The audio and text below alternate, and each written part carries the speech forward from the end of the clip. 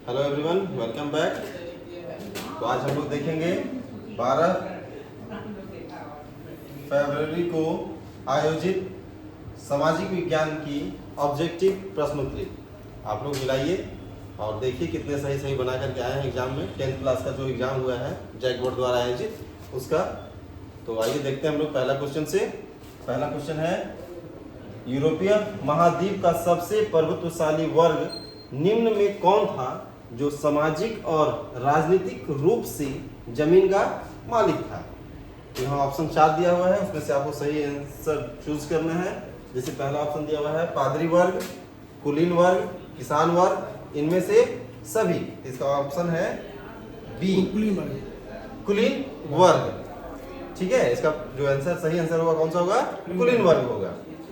दूसरा क्वेश्चन पूछता है कि 1834 में फ्रांसा की पहल पर एक सीमा शुल्क संघ बना जिसे जाल्वेराइन के नाम से जाना जाता है। इस संघ में अधिकांश कौन राष्ट्र शामिल था?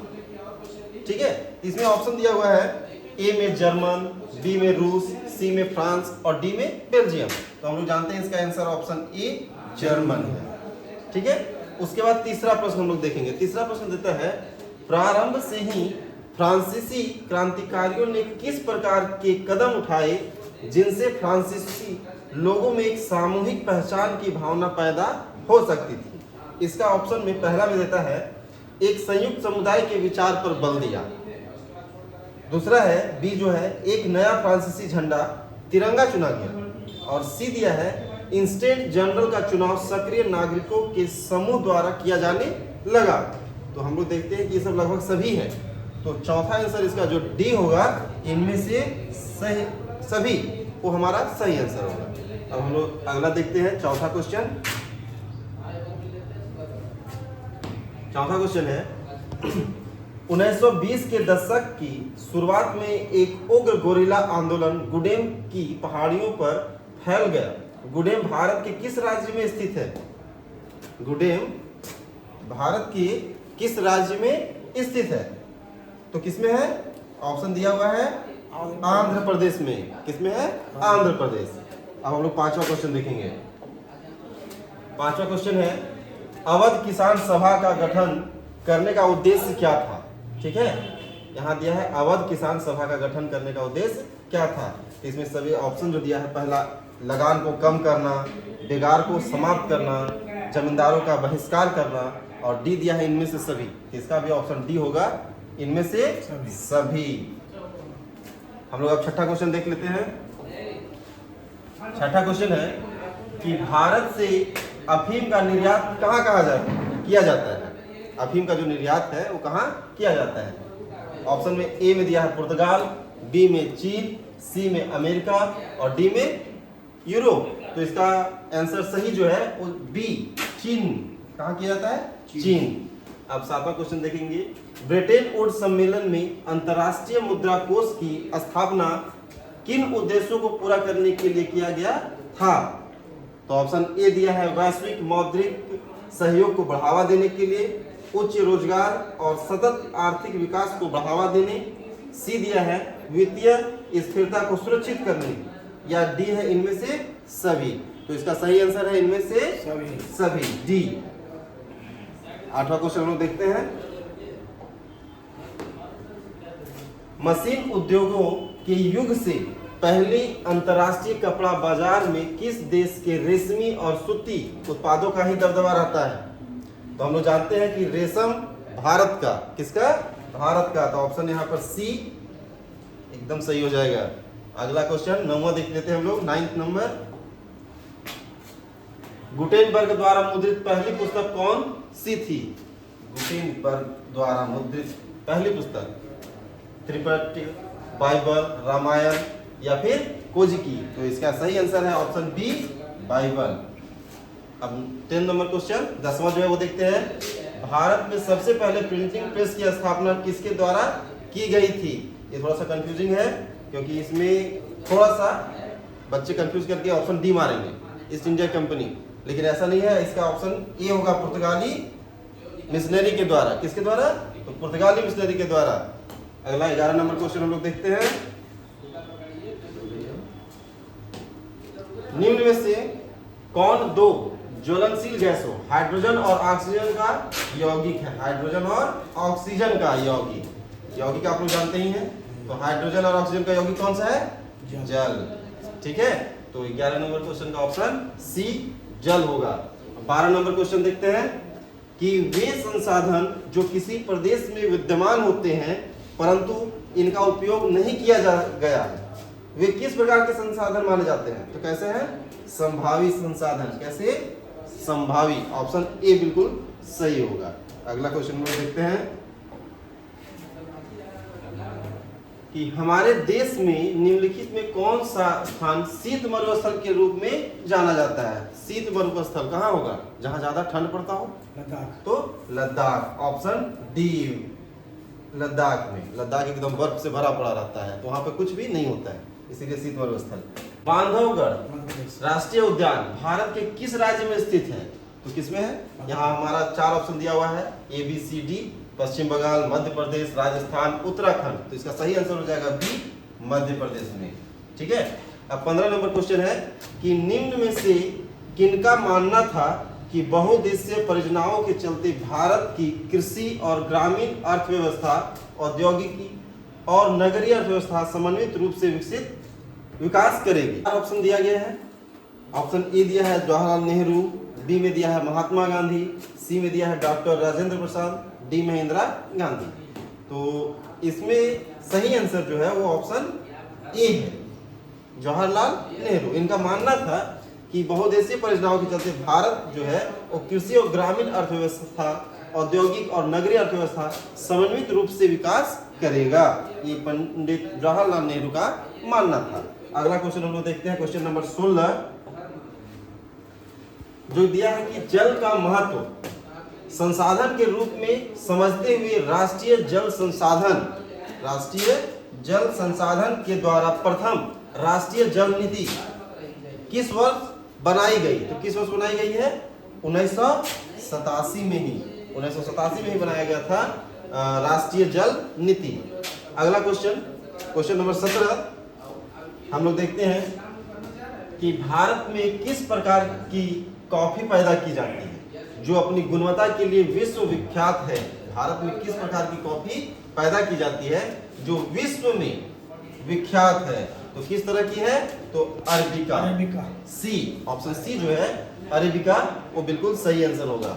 18 नंबर क्वेश्चन हम लोग देखेंगे कि मैग्नाइट खनिज की विशेषता क्या होती है? मैग्नाइट जो खनिज है उसकी क्या विशेषता होती है? ऑप्शन ए बोलता है यह सर्वोत्तम प्रकार का लौह अयस्क है। बिल्कुल सही, ये सर्वोत्तम है। इसमें 70% लोहांश पाया जाता है। बिल्कुल सही, इसमें 70% से ज्यादा जो है लोहांश पाया जाता है। इसमें सर्वश्रेष्ठ चुंबकीय गुण होता है, तो ये भी होता है। तो इसका ऑप्शन डी जो है इनमें से सभी, ये बिल्कुल सही आंसर होगा। अब हम लोग क्वेश्चन नंबर 19 देखेंगे जिसमें है कि मरमुगाओ पतन भारत के किस राज्य में स्थित है? गोवा में। Option C. ठीक है। अब हम लोग 20 नंबर क्वेश्चन देखते हैं। 20 नंबर क्वेश्चन है कि सरकार को उत्तरदायी बनाने में निम्न में से कौन अपनी महत्वपूर्ण भूमिका निभाता है? जनता, राष्ट्रपति, स्थानीय सरकार, इनमें से सभी? तो हम लोग देखेंगे कि इनमें से सभी मिल करके क्या बताता है क्वेश्चन में कि महत्वपूर्ण सरकार को उत्तरदायी बनाने में निम्न में केंद्रीय सरकार राज्य सरकार को कुछ खास करने का आदेश नहीं दे सकती है। किस तरह करके?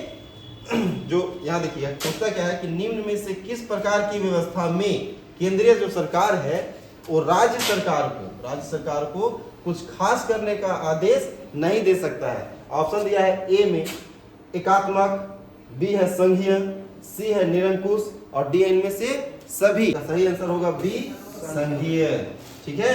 अब हम लोग क्वेश्चन नंबर 22 देख लेते हैं। समाज की आंतरिक समस्या के मामलों को अंतर्राष्ट्रीय मंच पर किसने उठाया था? अमेरिकी समाज का जो आंतरिक समस्या, उसका अंदरूनी जो समस्या है उसको अंतर्राष्ट्रीय मंच पर किसने उठाया था? ऑप्शन दिया हुआ है, देखिए इसका सही आंसर जो होगा वो ऑप्शन ए होगा, टॉमी स्मिथ और जॉन कार्लोस ने। ठीक है।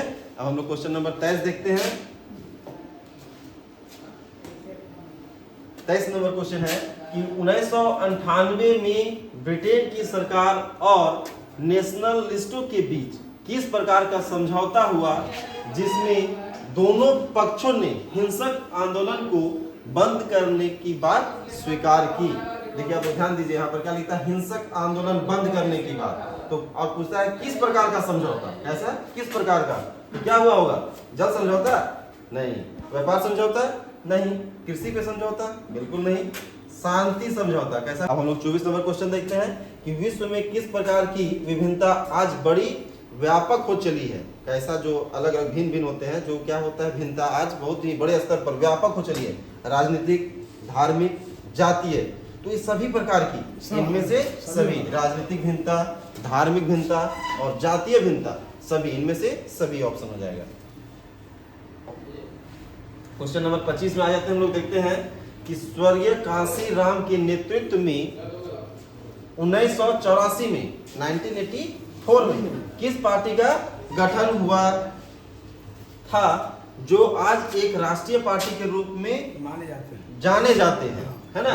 तो भारतीय जनता पार्टी, भारतीय communist party, Bahujan Samaj party या राष्ट्रवादी कांग्रेस पार्टी। इसका सही आंसर होगा सी, बहुजन समाज पार्टी। चलिए क्वेश्चन नंबर 26 देखते हैं हम लोग। 26 में पूछ रहा है कि किसी विशेष वर्ष में उत्पादित किस प्रकार की वस्तुओं को कुल राष्ट्रीय उत्पाद की संज्ञा दी जाती है। किसी विशेष वर्ष में उत्पादित किस प्रकार की वस्तुओं को कुल राष्ट्रीय उत्पाद की संख्या दी जाती है। तो ऑप्शन ए दिया है सभी वस्तुओं एवं सेवाओं को, नहीं। तो बी में देखिए देता है सभी अंतिम वस्तुओं और सेवाओं को, तो ये आंसर बिल्कुल सही है।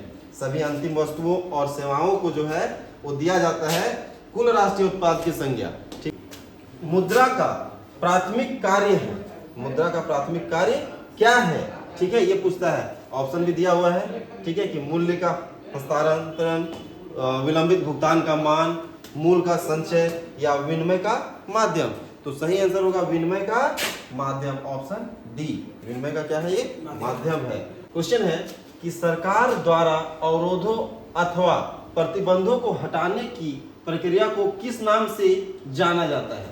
ठीक है, अगर कोई अवरोध है या प्रतिबंध है, ठीक है, इसको अगर सरकार के द्वारा हटाया जाता है तो उस प्रक्रिया को हम लोग किस नाम से जानते हैं। ऑप्शन में ए में दिया है निजीकरण, बिल्कुल नहीं, है ना, ये नहीं होगा। बी में दिया है उदारीकरण, यही सही है, उदारीकरण। ठीक है। 29 नंबर क्वेश्चन कि भारत के सकल घरेलू उत्पाद का एक बड़ा भाग, सकल घरेलू उत्पाद का एक बड़ा भाग कौन सा क्षेत्र प्रदान करता है, कौन सा क्षेत्र प्रदान करता है।